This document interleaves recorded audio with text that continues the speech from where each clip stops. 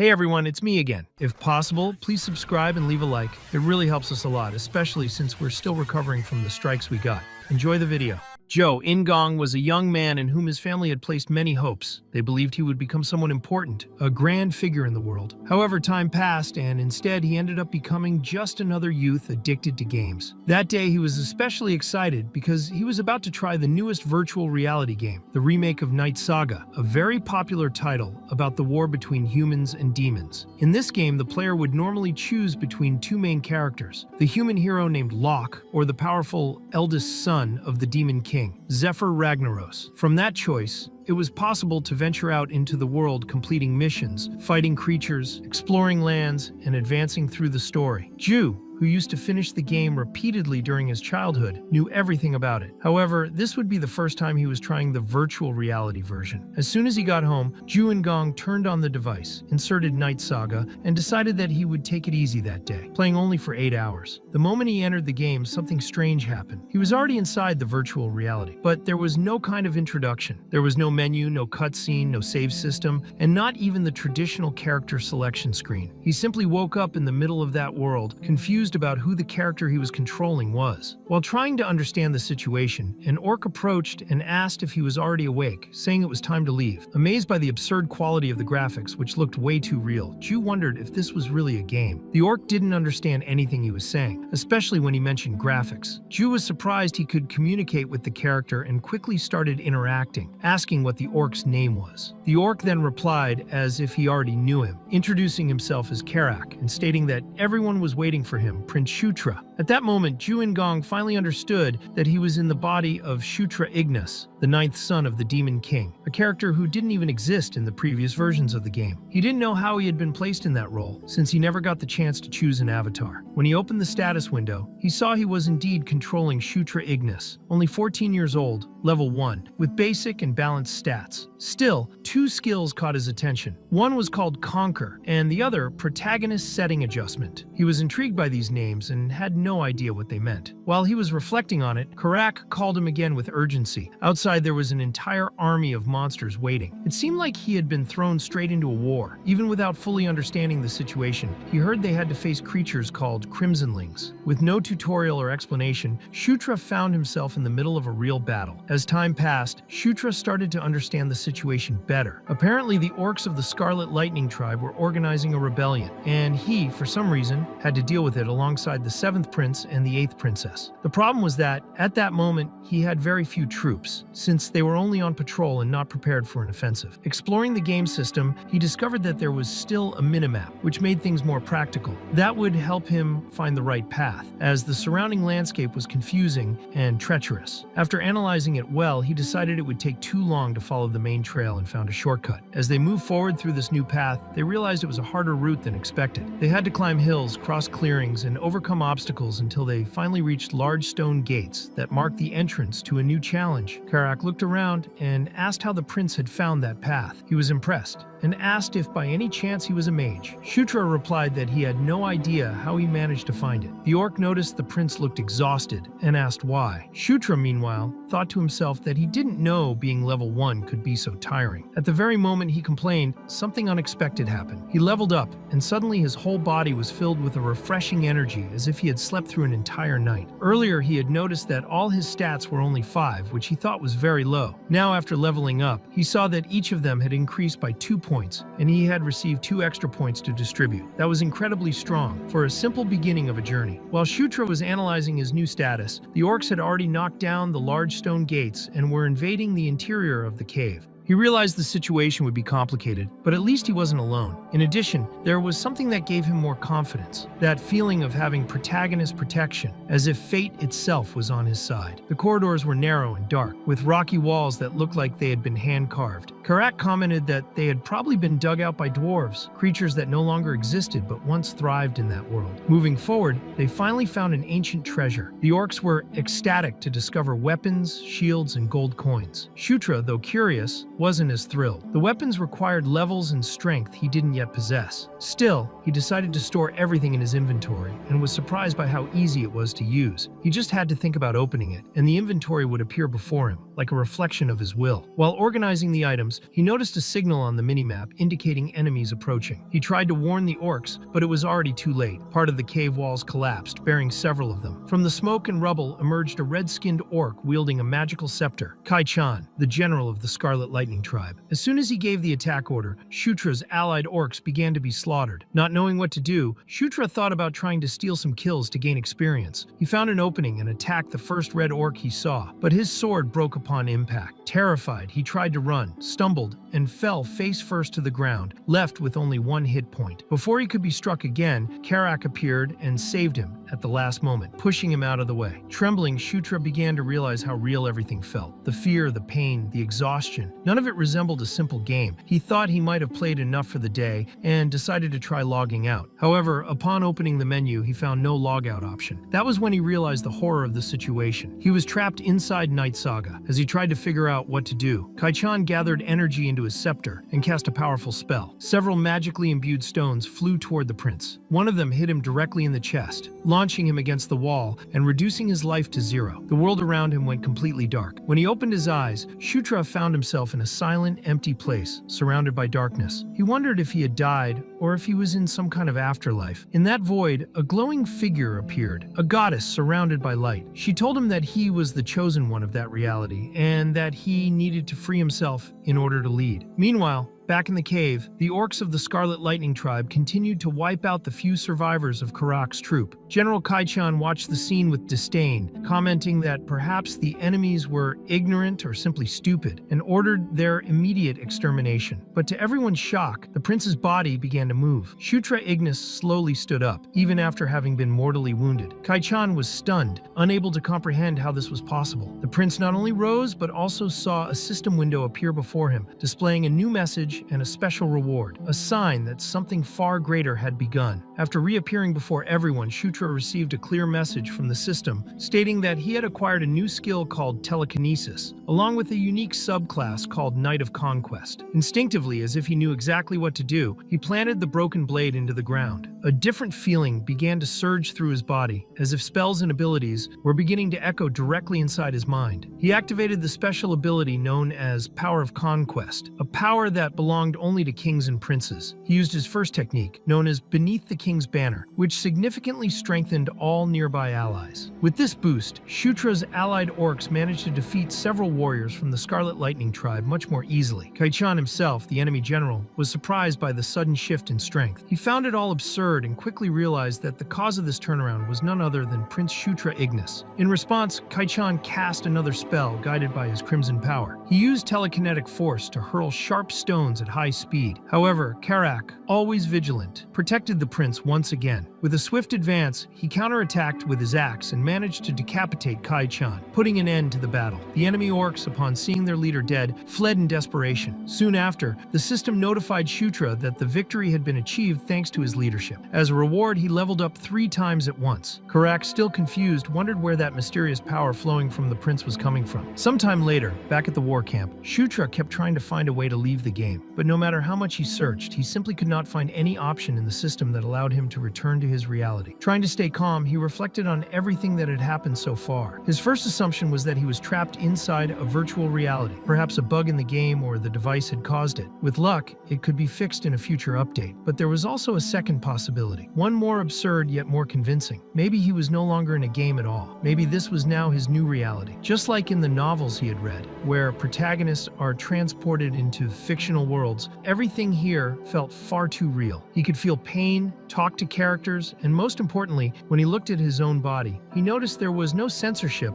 like in normal games. Even so, he still wondered what he needed to do to return to his original world. He thought that maybe he would have to die there to wake up in reality, but he wasn't sure. What if dying in that world meant dying for real? While he was deep in thought, he was interrupted by one of the orcs in the camp. The orc said he wanted to talk to the prince and invited him to a friendly duel later. He explained that he wanted to see the true combat level of his leader, but promised to go easy on him. Shutra found it strange that someone would say that to a prince but accepted the challenge. When the duel began, he went all out against the orc, but soon realized that his attacks did not even leave a scratch. The orc retaliated with a simple tap, which ended up sending Shutra flying. Still on the ground, the orc asked if the prince was all right. Struggling, Shutra replied that it was just a bit sudden. Even so, after falling and taking that hit, the system reacted once again. He had acquired a new ability called Basic Swordsmanship Level 1. That reminded him of how he had obtained his telekinesis. He was hit, fell, and the system seemed to absorb the experience as direct physical learning. Convinced that his training had only just begun, Shutra stood up and told Karak that he was not finished. They continued the duel. To the orc's surprise, the prince was getting better and better. His movements were quicker, and his strikes were sharper, completely different from how he had fought at the beginning of that friendly match. Feeling more confident, Shutra asked how he was doing. He said he wasn't bad, right? Then he wanted to know Karak's level. The orc replied that it was just an estimate, somewhere around level 21. At that moment, Shutra himself was at level 7. It was explained that, in that world, people could not easily check their levels. Unlike him, who had access to a status window like in a game, ordinary inhabitants needed magical artifacts and specific spells to assess their levels. That meant the system Shutra possessed was a tremendous advantage compared to everyone else. With the status and skill system he had, Shutra understood that he held a huge advantage in that world. He could grow stronger much faster than anyone else. That was essential, because he knew very well the direction of the story in the demonic arc of Night Saga. In that arc, the protagonist was Zephyr, the eldest son of the Demon King. The narrative followed his rise to power, showing how he surpassed all his brothers and became the new king. The story was long, with many chapters, but Shutra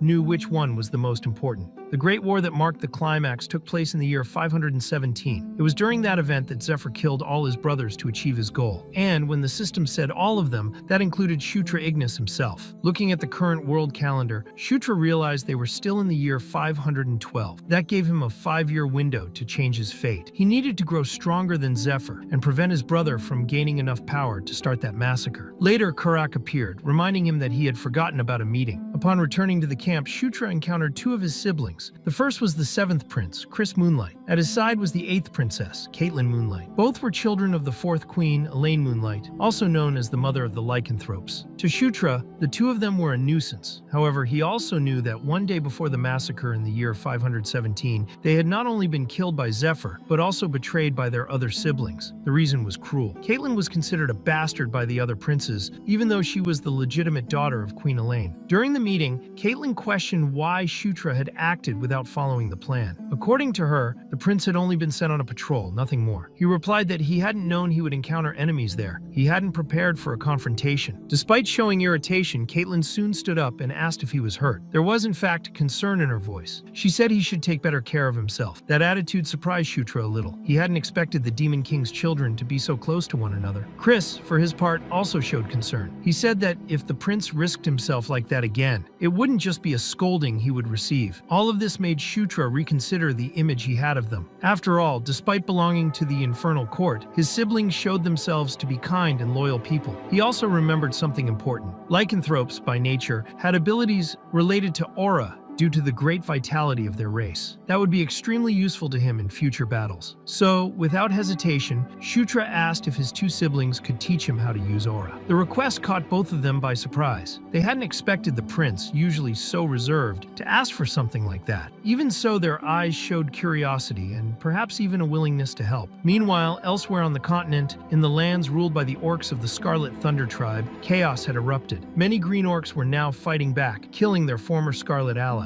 In response, the Scarlets began eliminating even their own, in a display of brutality and disorganization. Amidst all this, a great warrior of the tribe walked among the bodies, eliminating anyone who crossed his path. His presence was so feared that he promised rewards to those who killed the most enemies. A new threat was rising in that savage land, and his thirst for blood seemed endless. At the same time, Shutra once again found himself in his own consciousness, face to face with the same goddess who had granted him power in the past. But this time, he also sensed the presence of of other gods around him. When he woke up, he couldn't tell if that had been just a dream or something more real. Beside him, one of his companions immediately asked if he was okay and why he had asked the princess to attack him. Shutra, however, felt strangely happy for having done that. Soon after, the system informed him that he had acquired a new skill called aura. His companion asked if he had awakened the aura because he had been struck by it. Shutra replied that it seemed to be the case. He also confirmed that the light spell used during the previous fight had been cast by the same prince. Curious, Shutra then asked if anything had happened while he was unconscious. That was when Karak explained that the main enemy force came from the Scarlet Orcs. Shutra had thought that only he and his siblings would be assigned to that mission, but his companion clarified that this would be impossible, as that tribe was enormous. The true leader commanding the orcs was General Bandal, a great red-skinned orc who had helped the Green Orcs and the princes fight against the Scarlet Thunder Orc tribe. That information made Shutra remember something very important. According to his memory, Bandal would only become Jepur's subordinate in the year 515. That meant he still had time to act and could try to win the general's loyalty before that happened. He already knew everything about the orc, his goals, the rewards he desired, his favorite food, his talents and skills, but the most important point was that, to earn his respect, Shutra would have to defeat him in a duel. Only then could he gain his submission. If successful, not only would he prevent Jepur from gaining a powerful ally, but Shutra would also acquire an extremely valuable subordinate. Later, at Caitlyn's camp, Shutra demonstrated to his siblings that he had already mastered level 1 of aura expansion. He reflected that he had only achieved this because he had used his points to enhance his own aura, which he considered a wise decision. Aura increased all physical capabilities and was therefore far more useful than the telekinesis skill he had previously possessed. Meanwhile, Chris decided to leave that subject aside and asked if Shutra could make a map of the underground area. Under normal conditions, he wouldn't have been able to, but thanks to his mini-map, Shutra created the map with great ease. Chris was impressed and called him a genius. Caitlyn took the opportunity to mention that all the Scarlet Orcs who had passed through the tunnel were dead, so they had no idea that their group now also knew that path. Chris stated that they would use those tunnels to prepare a surprise attack, and then they told Shutra he still needed to complete one last task. Later, Shutra went on patrol again, this time accompanied by Karak and his orcs. The good news was that this time they had received reinforcements. However, along the way, he came across his sister and asked why she was disguised with a cloak. Caitlyn explained that she was secretly following him in case something went wrong. She said it was merely a security measure, since that mission could be very dangerous. Shutra, however, wasn't so sure it was a good idea and thought that maybe she was being a bit foolish. At her side was her loyal attendant, Sira. Soon after, everyone entered the underground tunnel. As they walked, they found several chests and empty crates. Shutra then wondered why they had taken everything but left behind the weapons he had found earlier. Karak replied that perhaps those weapons weren't valuable enough to justify the effort. Suddenly, Karak sensed the approach of enemies through the minimap. Shutra also saw them and immediately checked his inventory. Inside, he found a special reagent capable of triggering a powerful flash of light. He warned the group that, once he gave the signal, everyone should close their eyes. A few moments later, several creatures began to emerge from the tunnel. They were stone spiders. Shutra gave the signal and everyone quickly shut their eyes. The light explosion was intense and had a huge impact on the spiders, which were heavily affected. Shutra knew very well that those creatures were extremely sensitive to light, as they lived underground and rarely came into contact with brightness. For that reason, he was sure the burst of light would stun them enough to give a solid advantage in the fight. And that was exactly what happened. Thanks to the light, the battle began with an advantage for the group. Shutra quickly remembered that stone spiders always hunted in groups, and each group had a leader. Using his minimap, he swiftly identified the leader's location. He and Karak pushed through the enemy lines until they reached the enormous stone spider. Karak was the first to attack with all his strength, but even then his blow didn't cause a single scratch on the creature's hardened carapace. Shutra knew that the monster's weakness was fire, but at that moment he didn't have any fire-based spells or equipment to use. As he was thinking of a solution, the creature opened its true eyes, revealing itself to be fully active and dangerous. Shutra warned Karak that the spider's weakness was fire, but Karak responded by asking where he was supposed to get fire in that situation. At that moment, Caitlyn, who had been hiding in the shadows with the intention of helping if necessary, cast a spell that wrapped Shutra's sword in flames. Right after that, when the spider tried to strike him with one of its legs, Shutra dodged the blow with agility and counterattacked with his flaming blade. He landed a precise sequence of strikes, scorching the creature's body and finishing the battle successfully. At that very moment, he advanced directly to level 9. Caitlyn approached to ask about the glow that appeared around him during the battle. Shutra, still catching his breath, replied that it was a kind of blessing called Gandharva. She then then wanted to know if he had faced that type of creature before, but he simply said he had read about them in a book. That was enough to convince her, even though he was only hiding the fact that he had access to information no one else possessed. While they explored the rest of the tunnel, Karak spotted something unusual in the distance. Massive metal doors guarding what looked like a chamber. Behind those doors was a magical portal, and he asked if Shutra knew what it was. The prince replied that he was not sure, but he had a suspicion. Observing the patterns engraved into the metal, Shutra recognized the craftsmanship of the dwarves. He remembered that when playing as Jepir, those patterns never appeared, but when playing as the human hero, they would often show up. He explained that by injecting mana into the orb in the room, the portal would be activated. Sira, Caitlyn's assistant, examined the carvings and confirmed that the style indeed matched dwarven designs. They decided to explore the chamber more carefully to discover where the portal led. At the back, they found some inscriptions on the wall. They were written in the dwarven language. No one there could read that language except, surprisingly, Shutra himself. He read aloud that it was the second portal of Gishka Mountain, connected to the third. However, he was confused about how he was able to understand the language. At that moment, the system revealed that he had just acquired knowledge of the dwarven language. This surprised him, as he did not know it was possible to learn languages in that way. Next, Shutra explained that to activate the portal, someone had to inject mana. He asked Caitlyn to do it, claiming he was not feeling well. But the truth was, he still could not manipulate mana. When she injected her energy into the orb, the portal activated and revealed a holographic map showing the entire structure of Gishka Mountain. Shutra explained that the points on the map represented the portals, and the closest one from there was likely the third portal. Karak commented that the portal could be extremely useful, as it would allow them to catch the enemies by surprise. However, Caitlyn stopped the exploration and said they should end it there, stating she needed to report all of this to her brother. Later, Chris confirmed that he had been informed about the portal and praised Shutra's work, saying that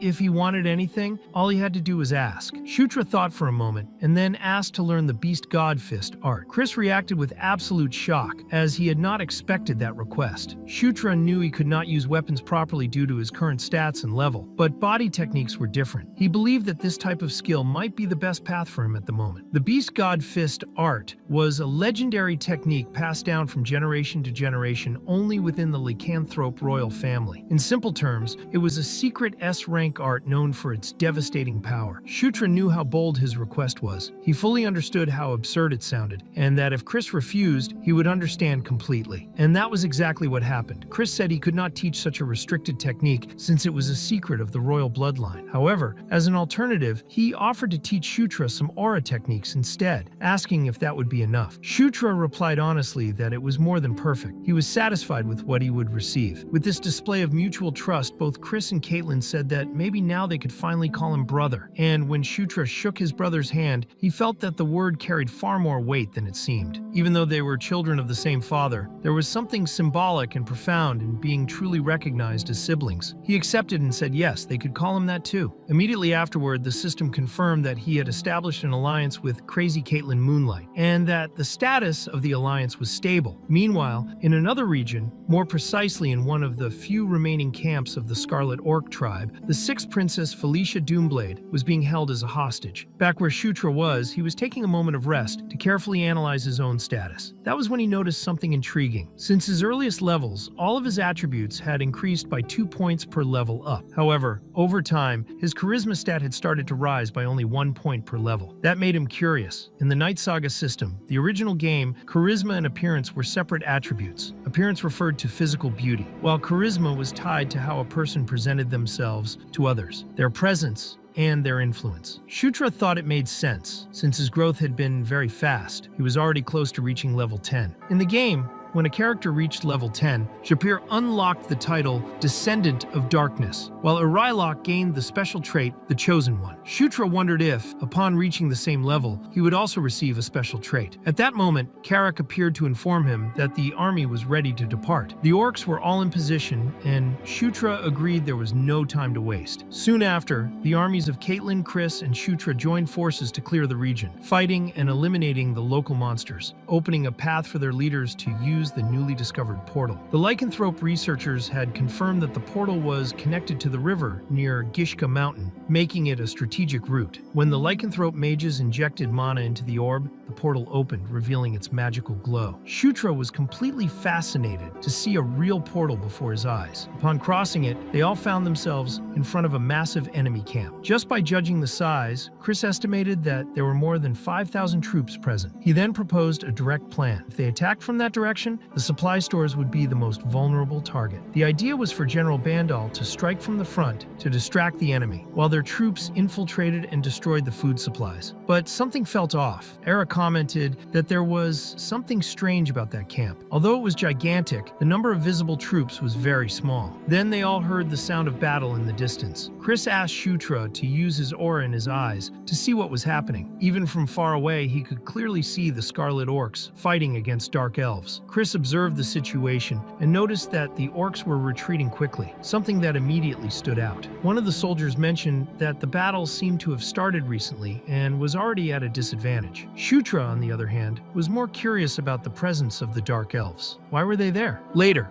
during a meeting with General Bandal, he praised the efficiency of the princes, saying they had once again proven themselves exceptional. However, he asked how exactly they knew about the existence of that portal. That was when Chris, in a gesture of recognition, replied that the credit was not theirs. It was thanks to the boy who accompanied them. Shutra responded humbly, saying it was nothing more than luck. Even so, Bandal firmly stated that he would ensure a good reward for him once they returned to the castle of the Demon King. But before that, Chris wanted to know more about the recent conflict involving another race. He directly asked about the presence of the Dark Elves. Bandal explained that the elves had entered the battle on their own, acting independently. Chris then questioned if they were fighting as official reinforcements sent by the Demon Castle. The general replied that there was no certainty. As far as he knew, that unit of Dark Elves had been conducting a reconnaissance mission when they were dragged into the battle. However, that was not even the biggest problem. According to Bandal, that unit ended up being captured by the Scarlet Orcs. The news left everyone on high alert. Shutra immediately asked who the commander of that unit was. The answer surprised all the princes. It was the 6th princess, Felicia Doomblade. Everyone was shocked. No one had expected that. Felicia was the daughter of Sylvia Doomblade, the 3rd queen, and also a princess of the Dark Elves. She was also the twin sister of the 5th prince, Sylvan Doomblade. In the game Night Saga, both Felicia and Sylvan belonged to the faction of the 4th princess, Anastasia, and for that reason, Shutra had always seen Felicia as an enemy. Now, he wondered why she had appeared in that place, involved in a mission that apparently had no direct connection to her faction. Chris asked if the orcs had realized she was a princess. Bandal replied that there was still no confirmation. Her identity was not clear to the enemies. For that reason, the general was considering a plan to rescue her, if possible. He had no intention of negotiating with the orcs. The goal was to defeat them completely. He would gather more information and get in touch again later. Chris thanked him for the information before ending the meeting. As he turned to the others, he commented with a hint of irony that their brilliant sister had become a prisoner. Caitlin, with seriousness, said that if Felicia was still alive, they needed to save her. Chris agreed, but said it would be extremely difficult. A rescue would involve high risks. The plan could fail, and worse, one of them could die. Caitlin, however, rejected that kind of thinking. She said they should not assume the worst. Now Felicia was their sister too. Chris fell silent at that, unable to reply. Later, at the camp, he gathered everyone to explain the plan. The strategy was straightforward. General Bandal would launch a frontal attack, drawing the enemy troops away from the main camp. Meanwhile, the allied armies, including the princes, would infiltrate from the rear and attack the supply depots, causing as much chaos as possible inside the enemy base. Shutra and Caitlin were assigned to a secondary mission, rescuing the 6th princess if the opportunity arose. However, Chris made it very clear that if the situation became too dangerous, they should retreat immediately. No one could risk their life for Felicia. That irritated Caitlin, who considered the statement insensitive.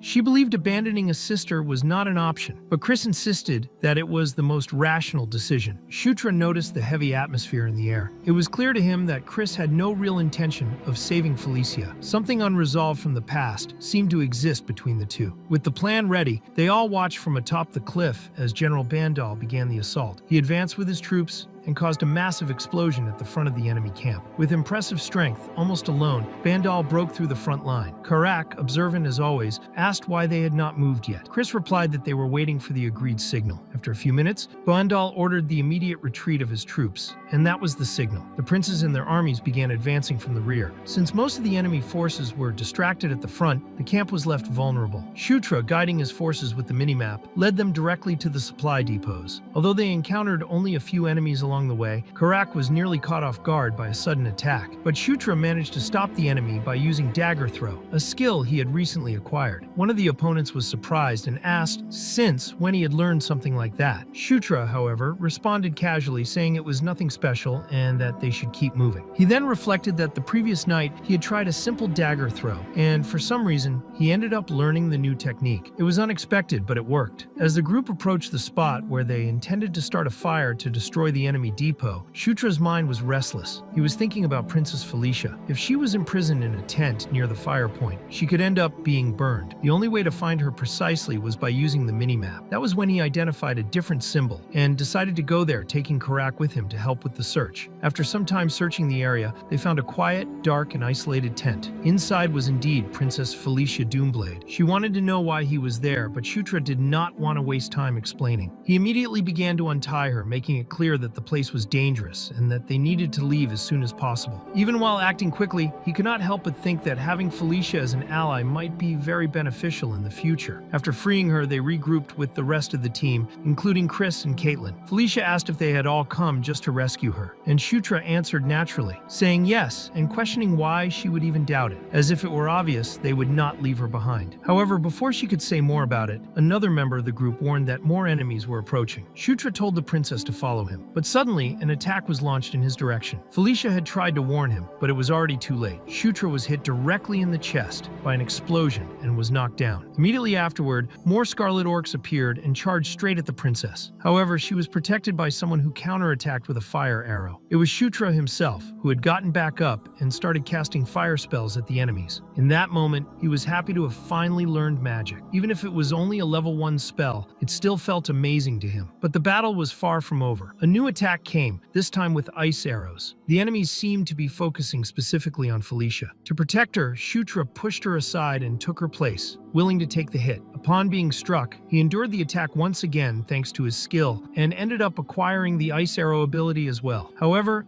the impact was much more severe this time. An ice stake pierced through his chest, leaving him with only 13 health points. Felicia didn't seem pleased and, with a sulky expression, said that no one had asked him to save her. She commented that even though he was a son of the Demon King, he was the weakest among the princes. But Shutra didn't care about that at the moment. His biggest concern was preventing her from being hit by another arrow. That's when he realized the princess had already defeated the enemy archer. Without much ceremony, Felicia pulled the stake out of Shutra's chest, leaving him in panic for a moment, but then she healed him. Upon being healed, Shutra also acquired a healing spell, which left him even more impressed with the princess's abilities. He thought it was no wonder she was considered a genius mage of the kingdom. Felicia then asked if he was feeling better, and he confirmed that he was, all thanks to her. However, the relief didn't last long. The enemies continued advancing, knocking down the green orcs who formed the front line. A new monster appeared, the Blood Orc, a mutation of the Scarlet Orcs. Felicia asked if they would have to face that creature to escape, and Shutra confirmed it, even though he knew they weren't in any condition to fight it. The truth was, fleeing was their only option. As they ran, he wondered how that monster could be so fast despite its large size. Felicia, realizing the imminent danger, asked Shutra to try to distract the enemy because she needed time to cast her magic. He, stunned, asked how she expected him to distract something that big. Right after that, the monster struck another massive blow that almost sent them flying. With no other choice, Shutra said fine. He would do his best to buy some time, even if he had no idea how to actually do it. Along the way, Shutra told Karak that they were going to try putting the plan into action. Through the system, he pulled out the dwarven dagger he had obtained from that treasure, stabbed it into the ground, and activated the king's banner, which greatly increased his allies' combat power. With that, Karak began to directly face the Blood Orc. His axe strikes, though not strong enough to cut or pierce the monster's skin, were effective in leaving it stunned and motionless. That was the time Felicia needed to cast her spell. Her first spell was Mud, which caused the orc to sink into the ground and be left vulnerable. Then Karak finished the attack by stomping hard on the creature's stomach. Shutra watched it all and thought that was a good result, but he also knew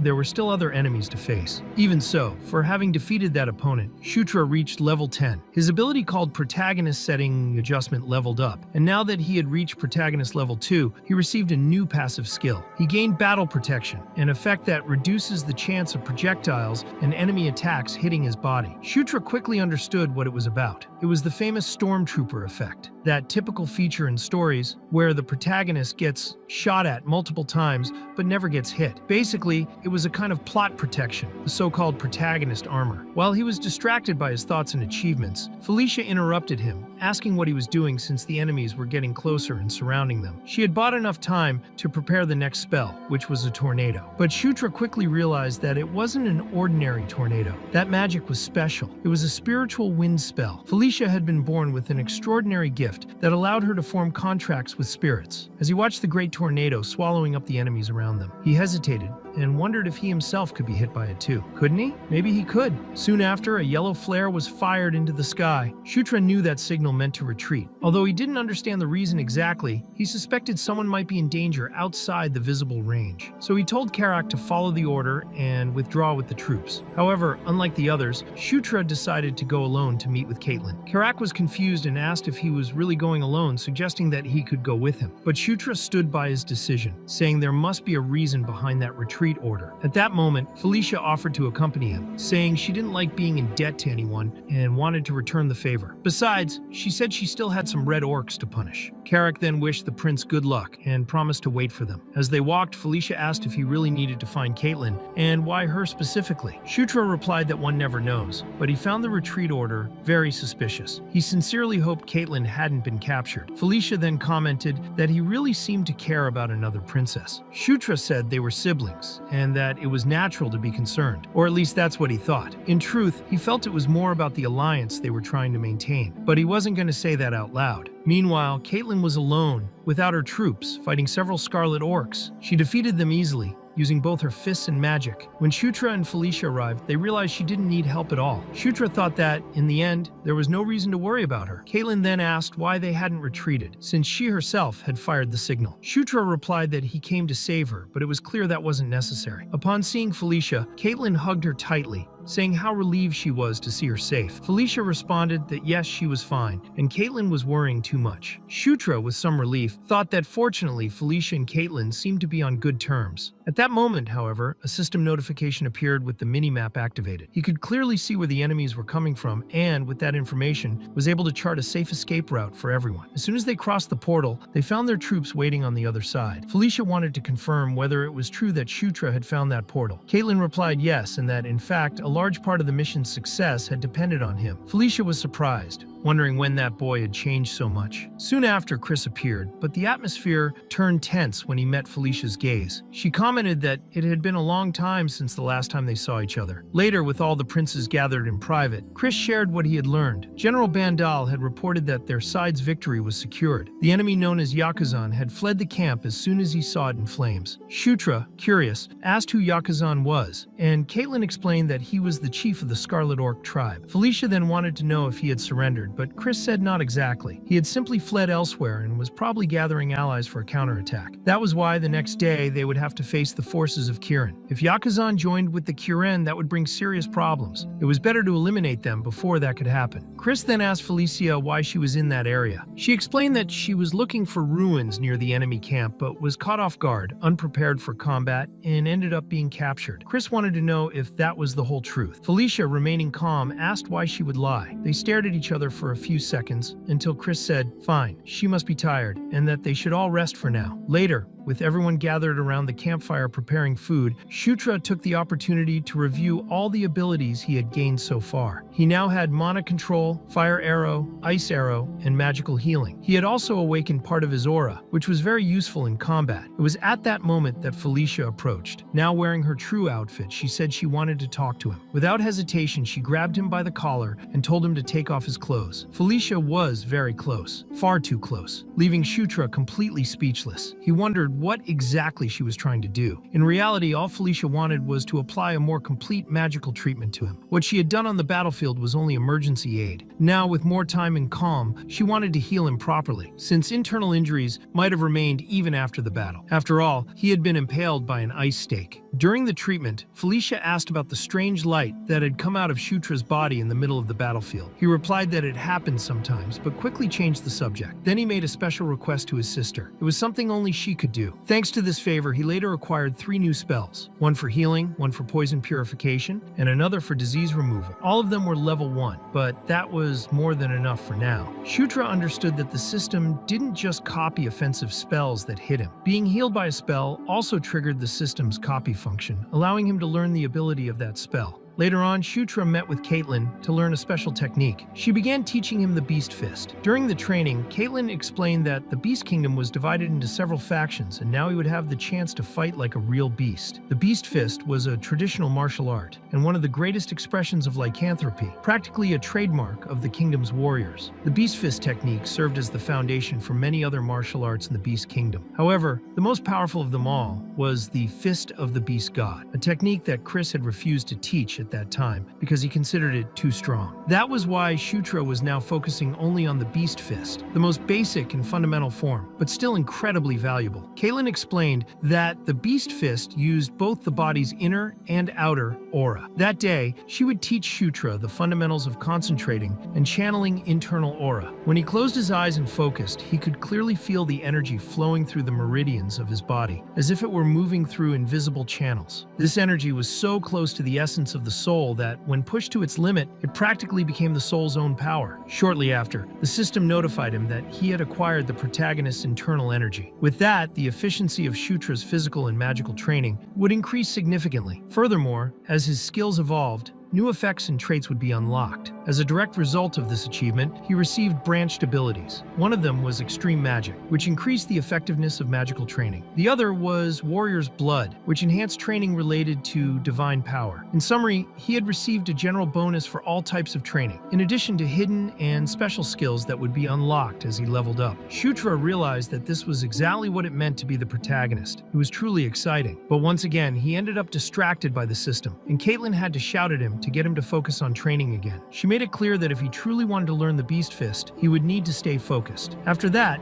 the real training began. Shutra finally learned the level 1 Beast Fist. His hands became enveloped in a mix of aura and magical power. Caitlin was surprised by how quickly he mastered the technique. Shutra, looking at his own hands, felt as if he were holding a weapon, even though he was unarmed. Suddenly, one of the lycanthropes appeared with an urgent message for the princess. Shortly afterward, Chris summoned everyone for an emergency meeting. He revealed that the Kirin unit had vanished. It was likely that they had discovered the plan and were now trying to ally themselves with Yakuzan. The good news was that, according to the information obtained, they already knew where the enemy forces were planning to meet. Chris commented that Shutra's prediction had been spot on. Now they needed to act boldly. The decision was to join General Bandal directly to lead the assault. The group of princes and princesses would go to the front lines, along with the suppression force against the Scarlet Orcs. Later, at the main camp of these forces, the members of the delegation met General Bandal in person. Shutra was excited about the moment, because Bandal had always been one of his favorite characters in the Night Saga game. Despite being large, dark, and imposing, he seemed friendly in Shutra's eyes. Eagerly, he approached and greeted the general, happy to finally meet him. The general responded in a friendly manner, saying the feeling was mutual. However, since Bandal's hand was enormous, the handshake was done using only the general's pinky finger, as it would have been impossible for Shutra to grasp his entire hand. Later, while sleeping, Shutra had another mysterious vision. He once again found himself before the divine beings. This time, only 2 goddesses were present. A message was transmitted directly into his mind, and upon waking, he felt even more confused than before. He still did not understand who the goddess was that had granted him power the first time, nor why the other simply kept watching him. Before he could reflect more on it, someone showed up, saying the prince had overslept again. Outside, the camp was in full motion. The Green Orcs, now allies, were transporting supplies, weapons, and equipment back and forth. Shutra thought that, for this battle, he had been assigned to the left flank. Caitlin and Chris were positioned on the right flank, while General Bandal would lead the center of the front line. Felicia, accompanied by the Dark Elves due to the high mobility of her unit, was tasked with guarding the rear as a separate force. However, when Shutra truly woke up after his rest, he was already positioned on the battlefield, facing a massive army. The enemies on the left flank alone were enough to wipe out him, his troops, and 5 other units, just like his. To make things worse, Shutra was in the middle of the soldiers, unable to see almost anything due to his short stature, which made him even more lost in the chaos. Meanwhile, at the center of the battle, General Bandal remained confident. He believed they would win easily, as the front line of the Scarlet Orcs appeared poorly formed, with few soldiers. The problem was that the true attack did not come from the front, but from the rear. That was when the Scarlets advanced with one of the most dangerous creatures, the Swamp Mammoth, a devastating mutant variation. The entrance of this creature completely shifted the momentum of the battle in favor of the Scarlets, not only in the center, but also on the right and left flanks. The mammoth spewed fire in every direction and were completely unaffected by normal attacks. Shutra recognized the creature immediately. It looked like a mammoth, as the name suggested, but its size and resistance were absurdly greater. It was truly a living weapon on the battlefield. To make the situation even worse, the Kainam forces also emerged. The fierce and fast lizard warriors attacked from the rear of the left flank, where Felicia was supposed to be defending. Faced with the devastating attack, Shutra became furious, wondering where that useless Felicia was. It was her responsibility to cover that part of the battlefield, and now everyone was paying the price for her absence. In the final moment, when one of the lizard men was about to strike Shutra, Karak appeared and intercepted the blow, warning him seriously that any wrong move could mean death. He told the prince to focus, as this was a decisive situation. This snapped Shutra out of it, and he immediately regained his focus, knowing he needed to act quickly and strategically. Elsewhere, Chris and Caitlin were also facing great difficulties. Their armies were incomplete, as they had sent some of the lycanthropes to reinforce other fronts. Caitlin believed it would be better to retreat for now and wait for a new opportunity. But Chris warned that if they retreated now, they could suffer even greater losses, possibly the complete collapse of the defensive line. Caitlin, however, insisted that it was not worth losing all their soldiers in a meaningless battle. A decision had to be made immediately. Chris climbed up a cliff and called the attention of all the soldiers. He ordered the magic users to create a defensive barrier at the rear and buy as much time as possible. The frontline warriors were to retreat immediately. The priority was survival and preserving what remained of the combat force. Later, back at camp, the troops were reorganizing, receiving treatment, and resting after the forced retreat. Chris, feeling the weight of responsibility, admitted he had been too complacent. He acknowledged that he should have anticipated the enemy would be more prepared. General Bandal, trying to ease the blame, said there was no use thinking about the past anymore. The only remaining choice was to request reinforcements from the Demon King's castle, or keep retreating. Chris agreed. He said he could no longer push his men to their limits out of mere pride. At that moment, Felicia intervened. She said she had an idea. She reminded everyone that the real reason for her presence there was a mission to explore ruins, and the final destination of that expedition was precisely the Gishka mountain border. When Shutra heard that, he thought that although Felicia was indeed a powerful mage, she had never been a combat character in Night Saga. Her traits were focused on research, discoveries, and the exploration of forgotten ruins. Her proposal might have seemed risky, but perhaps it was the only viable path left to change the course of that war. Analyzing the map carefully, Felicia explained that the mountain range had been known for centuries, especially by scholars of ancient ruins. She revealed that she had been researching a specific area, the lair of the dragon Enkidu, a creature born from lava, responsible for guarding both its treasure and its own territory. Inside that sacred place, guarded for centuries, there was a relic over 1,500 years old. That relic was one of the targets of the expedition. Enkidu was a legendary dragon, respected for its power and brutality. To protect that lair, the dwarves of Gishka Mountain had forged weapons and built defenses. These dwarves had also been protected by Enkidu across generations. Among their creations, there was an artifact called the Anvil of Thunder. According to legends, this anvil could forge weapons enchanted with powerful large-scale magic spells. If the group managed to find it, it could shift the outcome of the war against the Scarlet Orcs and the Lizard Men of Kainam. General Bandal wanted to know exactly which ruin the anvil was hidden in and whether Felicia had any specific idea. However, she admitted that she did not know the exact location. She said that unfortunately, that was all the information she had been able to gather. Chris,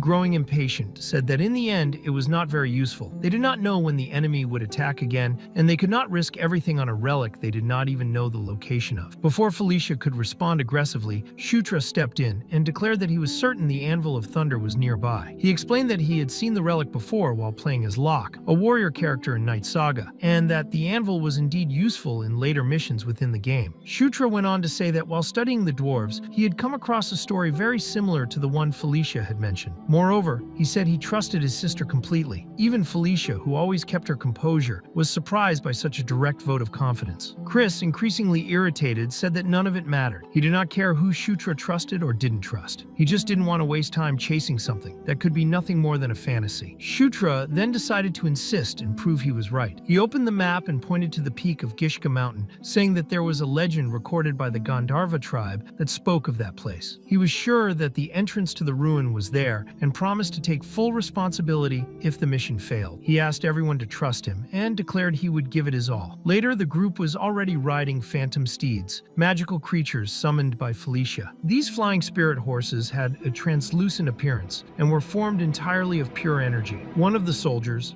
visibly terrified, told the prince to hold on tight. But Shutra, upon observing, noticed that the most frightened one was the soldier himself. With the help of the minimap, Shutra estimated it would take about an hour to reach the designated location. Since he already knew the path, finding the ruins entrance would not be the problem. The real challenge would be guiding the group naturally, without raising suspicions, hiding the fact that he already knew everything because he came from another world. He planned to come up with a story as soon as they reached the right spot, something convincing for everyone. Upon reaching the indicated region, Shutra explained that when he activated the portal before, he had paid close attention to the terrain layout. He had observed the cave map in detail and found similarities between the real world and the game's internal map. For that reason, he was convinced they were near the correct entrance. Still, many seemed unwilling to listen to what he had to say. Felicia, instead of contradicting him, suggested that he lead the way. She said he understood that part of the map better and should take the lead. Shutra, realizing that he might be getting tested, accepted without hesitation and ordered everyone to follow him. Sometime later, they indeed found a hidden path that led to a rocky formation. That was where Shutra believed the entrance to the ruin would be. However, the passage was completely blocked by heavy rocks. Karak analyzed the area and commented that it did not look like a ruin at first glance. Shutra, however, explained that this was not the actual entrance. He then asked if his sister Caitlin could open a path through it. He said he could use his energy to strengthen her next strike, increasing the impact against the stones. Caitlin replied that she would try, but wanted to know if he truly believed the Anvil of Thunder was really behind that cliff. Shutra explained that, according to his calculations, if they went through that path, they would not encounter any dungeon guardians. This meant they could retrieve the anvil easily without facing obstacles like a walk in the park. Felicia, however, looked at him with some doubt and asked if he really intended to force everything open using only his fists. She made it clear that she would do it in a more refined way. With her spiritual wind power, she concentrated her energy and unleashed a pressure attack that shattered all the rocks in the path, revealing hidden ruins within the mountain. Despite the initial doubt, everyone realized Shutra had been right. However, he clarified that this was not yet the anvil, but rather a final layer of security protecting it. Within those stone ruins, Shutra identified a large block, probably an ancient vault, designed to guard the true treasure. But he warned that they could not simply break it open like before, as it might damage the anvil or any other important relic inside. Shutra suggested there had to be some kind of mechanism to activate the device. Felicia, an expert in such structures, began analyzing the area carefully. She noticed that the surrounding statues were not just decorative. There were 9 in total, 3 of them holding weapons, while the other 6 were unarmed. Caitlin raised the possibility that they might need to give weapons to the unarmed statues. Felicia considered the idea valid, but noted that it might not be that simple. The statues were holding dwarven weapons, so perhaps they needed specific dwarven arms, not just any kind of weapon. That was when Shutra mentioned that, by coincidence or luck, he happened to have exactly 6 dwarven weapons. Felicia was surprised and asked where he had obtained them. Shutra explained that he had collected them previously during an expedition to another treasure, and had kept them in his inventory just in case. He said he thought it would be better to bring them along as backup, even without knowing if they would be useful. Karak was impressed and asked how he had managed to fit 6 swords of that size into a bag. Shutra simply replied that what mattered was that the swords were there and ready to use. With that settled,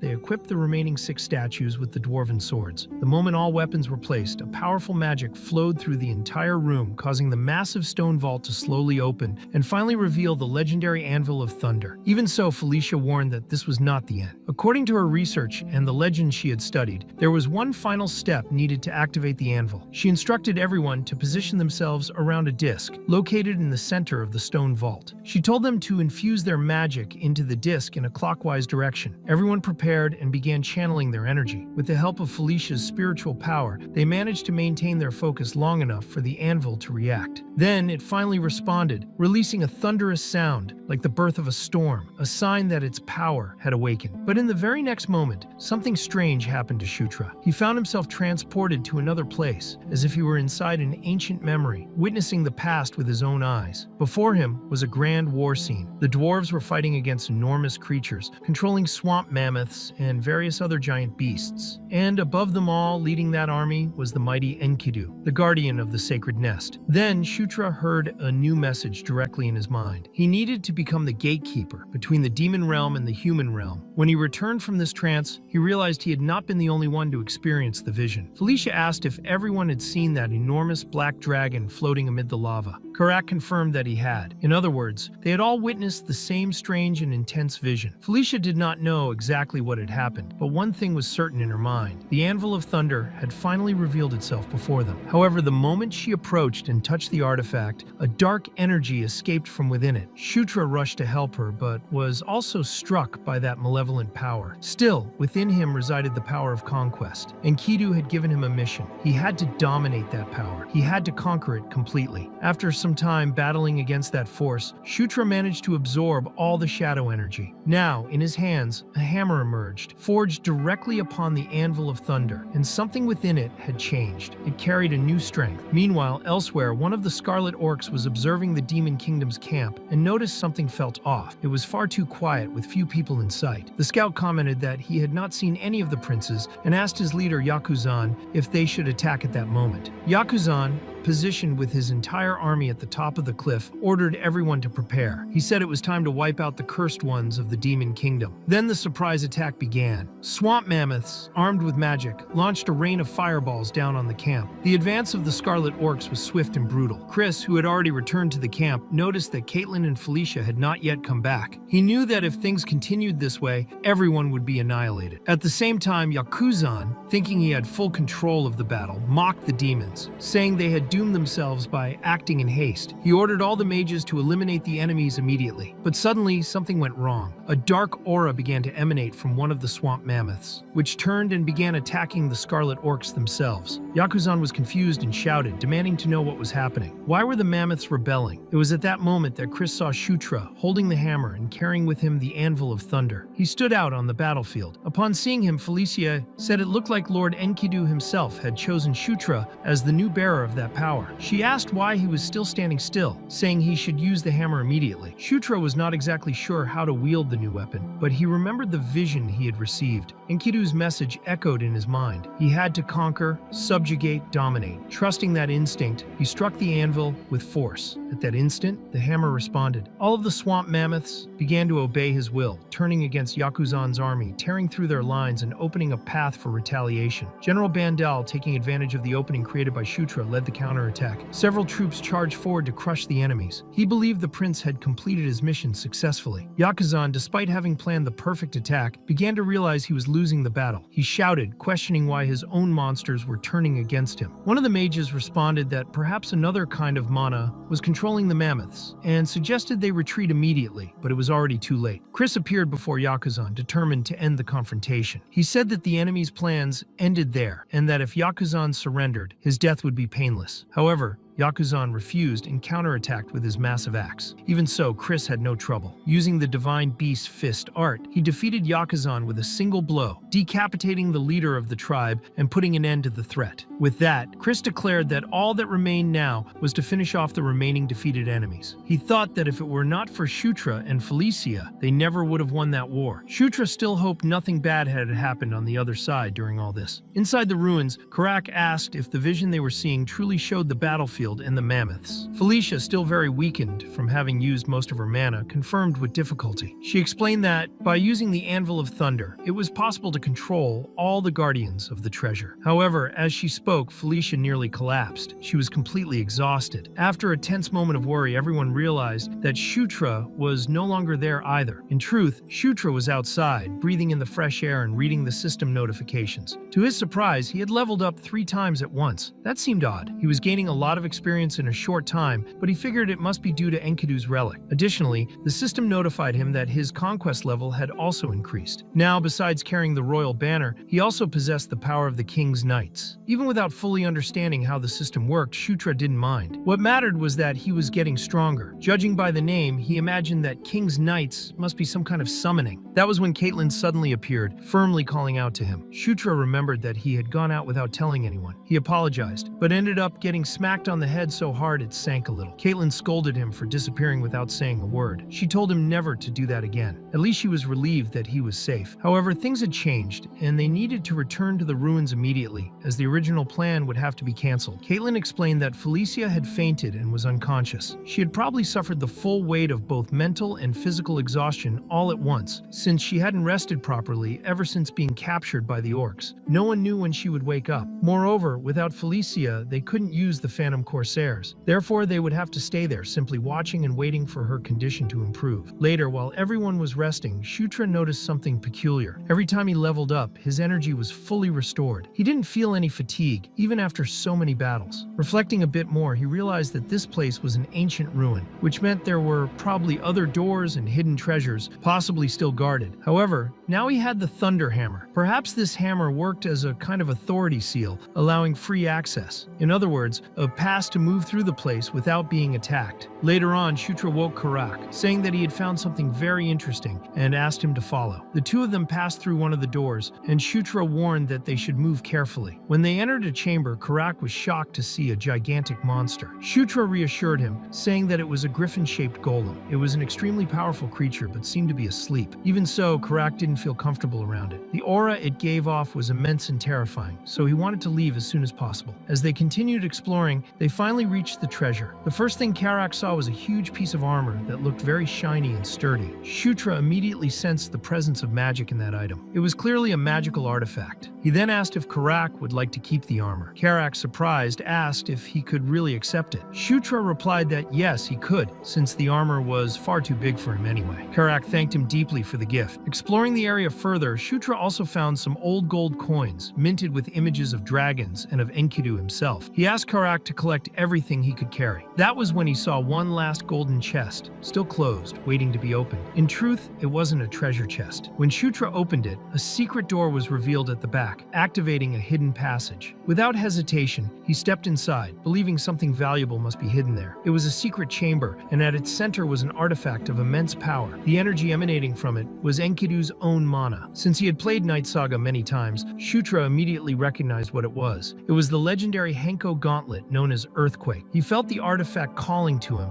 and when he reached out to touch it, the system immediately rejected his attempt. It stated that his level, strength, mana, and mental power were all insufficient to wield it. But then, something changed. The system announced that permission had been granted. Earthquake had recognized Shutra as its new master. The registered user was officially changed from Enkidu to Shutra, and the gauntlet fused with his right arm. At that moment, his stats increased. His strength, mana, and endurance each rose by +10. Shutra was impressed by how much he had grown just by equipping that weapon. It was simply incredible. After confirming the new data, he stored the gauntlet inside his inventory. He now possessed an artifact far more powerful than he had expected to find. That was when Karak appeared behind him, asking what that had been. Shutra was startled by his sudden presence and wondered how long he had been there. Karak replied that he had seen everything. He witnessed the moment when Shutra made the gauntlet disappear into thin air. Shutra sighed, already imagining how complicated it would be to explain how his inventory system worked. But Karak, as loyal as ever, declared that he would not say a word. He knew that could cause trouble, so his lips would remain sealed. He said he would take that secret to the grave. Karak informed him that they had already gathered everything they needed and suggested they leave the area. Shutra, moved by his companion's loyalty, agreed. However, before they could leave, he noticed something extremely valuable among the remaining treasures. It was a high-grade mana recovery potion. Later, he used that potion on Felicia, who was still unconscious. When Felicia woke up, Caitlin explained everything that had happened. She said it was thanks to Shutra that their sister had recovered. Felicia, relieved, admitted that she had been truly worried. She asked where he had gotten that potion. Shutra reminded her that they were in ancient ruins filled with treasures and emphasized that he was the one in command now. Felicia was left speechless by that answer and simply thanked him. She recognized that none of it would have been possible without him. When they finally returned to the camp, Bundle welcomed them with great joy. He had been confident from the start that everything would work out and praised everyone for the excellent work. However, the mood shifted slightly when they met Chris. He was more serious. He cleared his throat and said that they needed to discuss a few things. He also congratulated Felicia, acknowledging that she had done a great job. She responded modestly, saying it was nothing special. Shutra noticed there was still some tension between the two, but they seemed to be slowly getting along. Chris's heart appeared to be beginning to soften. Chris said that everyone should rest a bit before dealing with the remaining problems. Even though the tribal chief was dead, there were still remnants of the Scarlet Orcs, and they would need to be completely eradicated. He estimated that this would be resolved within 15 days. That was when Shutra asked if he would get a vacation during that period, but Caitlin approached and said he still needed to do a small thing with her. The next day, Shutra was already being mercilessly beaten by her during training. Caitlin demanded that he focus more, but he was trembling in pain, his body sore and bruised. He thought he was ready for training, but he had not imagined it would be that brutal. That small thing Caitlin mentioned was actually training him in the technique of the Beast Fist. For 5 straight days, Shutra did nothing but take hits. Only after a week did he begin to land a few punches in return. On the 11th day of training, Shutra was finally trading blows evenly with Caitlin. After days of intense physical and mental effort, both his aura and the Beast Fist art reached level 5. That same night, Caitlin said that it was enough for now. Perhaps from that point forward, Shutra could begin learning the more advanced technique, the Divine Beast Fist art. She admitted she was impressed. Even she hadn't expected him to learn all those techniques so efficiently. Shutra, in turn, was excited. At last, he was about to learn the secret art of the lycanthropes. But Caitlin said that, before that, he needed to learn another method, a method to better control his own aura. He would have to follow each step carefully. When they joined hands, both focused their auras. Caitlin's energy began to guide his to the right place. He felt it deeply, as if his very soul were opening up to transformation. Inside him, the power of conquest seemed to react, yearning to be released. When the process was complete, both his aura and the Beast Fist art evolved once again. Caitlin confirmed that he had succeeded. Shutra had mastered the Divine Beast Fist. Now he possessed both the Earthquake Gauntlet and the Supreme Lycanthrope technique. These achievements pushed him directly to level 14, and upon reaching that milestone, he realized that from that point on, the true journey was only beginning. The next morning, Shutra was having breakfast alongside Caitlin. During their conversation, he asked about Felicia. In truth, he wanted to know about both Felicia and Chris, and what had happened between them. Shutra was well aware that Felicia was a valuable ally, just like Chris, and if there was any conflict between them, it could jeopardize future plans. Caitlin explained that it was a difficult subject to talk about. An incident had occurred involving both of them directly, but she didn't know all the details. She mentioned that it had something to do with Chris and Sylvan, and that the matter should never be brought up abruptly in front of them. Shutra recognized the name. He knew Sylvan was Felicia's twin brother, and a difficult character to deal with in Night Saga. So he asked what exactly had happened between Chris and Sylvan. But before Caitlin could respond, Chris entered the tent, almost catching them mid-conversation. Luckily, he hadn't heard anything. He simply ordered everyone to begin packing, as it was time to leave. They were ready to return to the kingdom and report the results of the mission. Later, during the farewell, Bandal approached and said that young Shutra had grown a lot. He looked forward to the day they could fight side by side again. Shutra replied that he felt the same. With that, the group departed, heading straight to the castle of the Demon King, his father, the absolute ruler of that realm. The journey back was simple and peaceful. Their first goal was to reach the long-distance portal, a magical artifact that allowed for instant teleportation. To reach it, they would have to travel 3 days on horseback, which meant camping outdoors once again. During the night, while everyone else slept, Shutra found himself deep in thought. The next day, he would be standing before the Demon King himself, and despite everything he had been through, the thought still made him nervous. In fact, Shutra was more than a little nervous. Currently, the castle was divided into 3 major factions, that of the second prince Zephyr Ragnaros, the first prince Baikal Ragnaros, and the fourth princess Anastasia Nekrion. In the struggle for the throne, the order of birth meant absolutely nothing. What truly mattered was the accumulation of achievements and power, because only the one who proved to be the strongest and most capable would earn the right to rule over all demons. Among these contenders, Baikal and Zephyr were full-blooded brothers, meaning they shared the same father and mother, both inheriting the draconic power of their mother's clan. They stood on equal footing. If Shutra had to choose one of them to be king, he would probably choose Baikal, since he was older, more mature, and more responsible. However, Shutra knew that personal preference didn't matter. One day, everything would change, and that's why he needed to be prepared for when that moment finally arrived. His first step would be to raise his own power level in order to fully wield the earthquake ability and extract the most from the powers he had received in this new life. With that in mind, he decided to consult the system and test a new skill he had recently unlocked called the King's Knights. At first, he thought it was a summoning skill, but he quickly realized it wasn't quite like that. In truth, it was a party creation ability, something like a guild, where he could choose knights who would remain loyal to him. This ability increased the total health of group members, and even allowed for the summoning of a knight commander. Shutra was surprised by how powerful the skill seemed even at just level 1. He imagined how it might become once fully developed. While thinking about that, Karak appeared, questioning why the prince was skipping sleep again. He seemed worried about Shutra's health, as he insisted on staying awake night after night. But Shutra thought he had arrived at the perfect time, as he wanted to conduct an experiment with him. Later, the experiment turned out to be a blessing ceremony. Shutra was blessing Karak, naming him his loyal and personal knight. As soon as the blessing was completed, Karak felt a new power flowing within him. His loyalty and strength had grown in relation to his master. Now Shutra could see Karak's stats, who had become a level 24 commander in his service. Shutra was satisfied with the result, and commented that the skill was indeed very good. Then he asked Karak if he wanted to become the most powerful in the world, while delivering an enthusiastic motivational speech. Karak, however, still felt that the prince was acting a little strange and insisted that he needed to sleep. Skipping nights like that might not end well. The next morning, everyone arrived at the long-distance portal. It was the first time Shutra had ever used a portal like that, and he felt all the strangeness of being transported through a magical stream at extremely high speed. When he finally arrived on the other side, he nearly fell to the ground but assured everyone he was fine. Princess Felicia's arrival was marked by a warm reception from a group of dark elf women. Shutra thought it resembled a fan club and mentally commented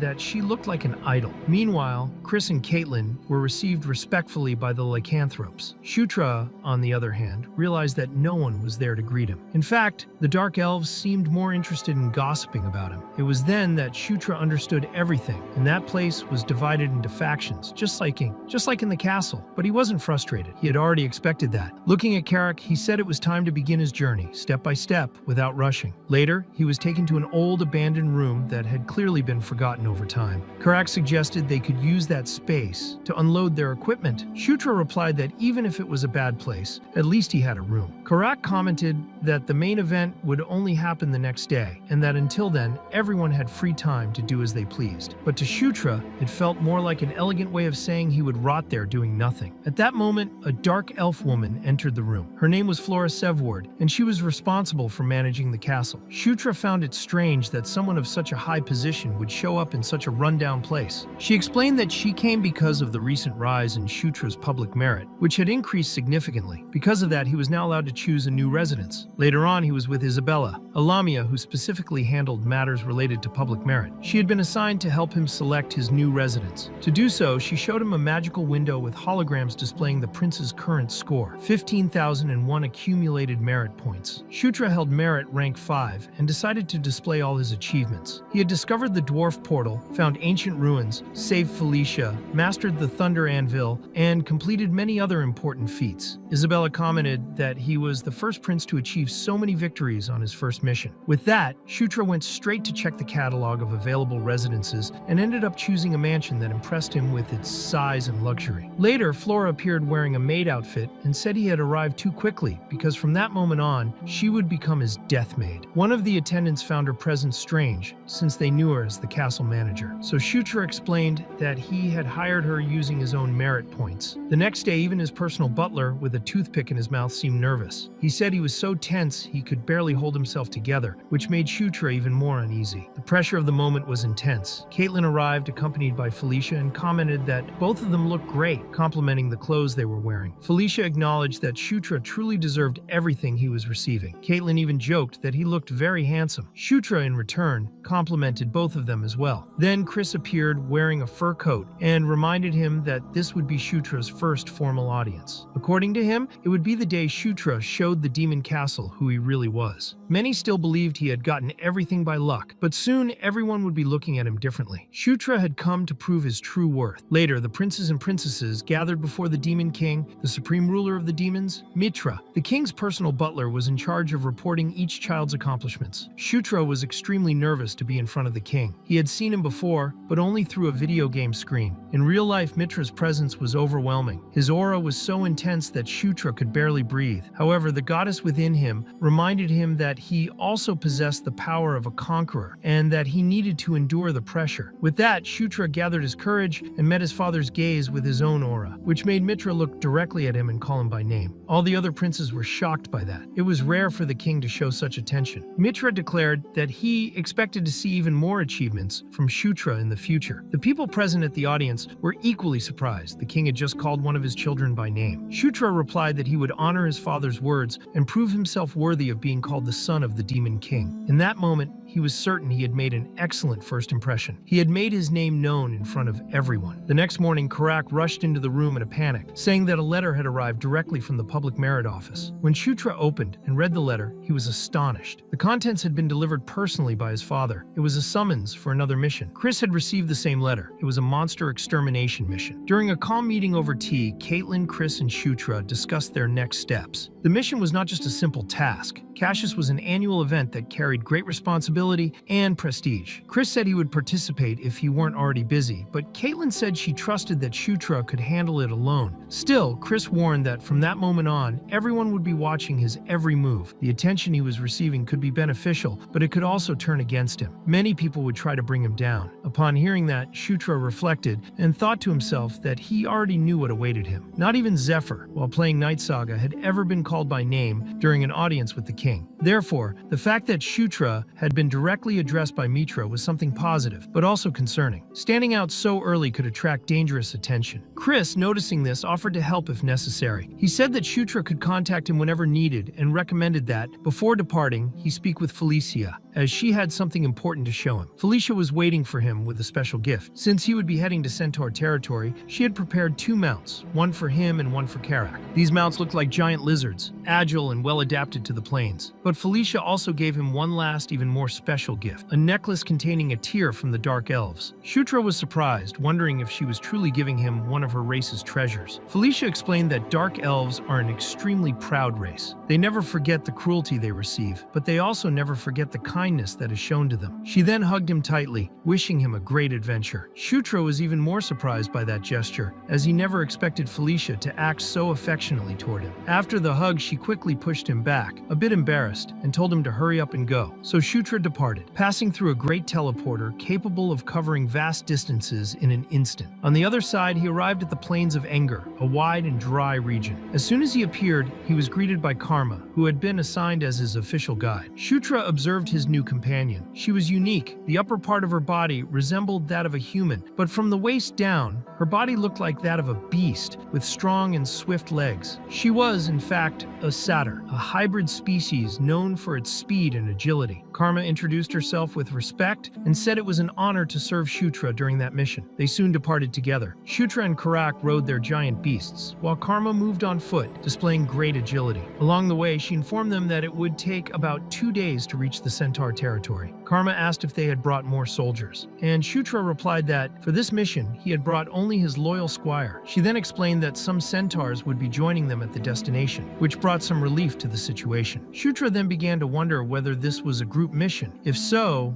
the real challenge would be the weapons used. If they were riding mounts, the best option would be the use of spears. He was reflecting on this when, suddenly, loud noises began to echo across the desert, and tremors started to shake the sand. Frightened but determined, Karma swiftly moved forward to investigate the source of the sounds. Using her speed, she ran toward one of the great canyons in the region. There, she came upon a chaotic scene. A horde of creatures called Cassius was chasing a centaur, who seemed on the verge of being captured and devoured by the wild beasts. That was when Shutra jumped into action. Mounted on his beast, he arrived with force, throwing the first of the Cassius wolves far away. It was as if he were saying that he was already prepared, and that this was his welcoming committee. To Shutra, none of that mattered. Wielding his weapon, Earthquake, he thought that this situation might actually be useful to test his own strength. The terrified centaur asked if he was the prince sent for the mission, but Shutra had no time to answer. The giant black wolves of the Cassius race were already charging at him like true demons. He already knew exactly who the alpha of that pack was. As the monsters advanced, Karma approached, worried, wanting to know if he was all right. One of the attendants asked him not to go alone, saying it was too dangerous. Even so, Shutra confidently affirmed that everything was under control and that he could handle it. Without hesitation, he urged his mount forward and charged at the alpha of the pack. Using Earthquake, he activated the beast's explosive punch and struck the alpha wolf head-on with such devastating force that the creature's body simply exploded. Its limbs were thrown in every direction,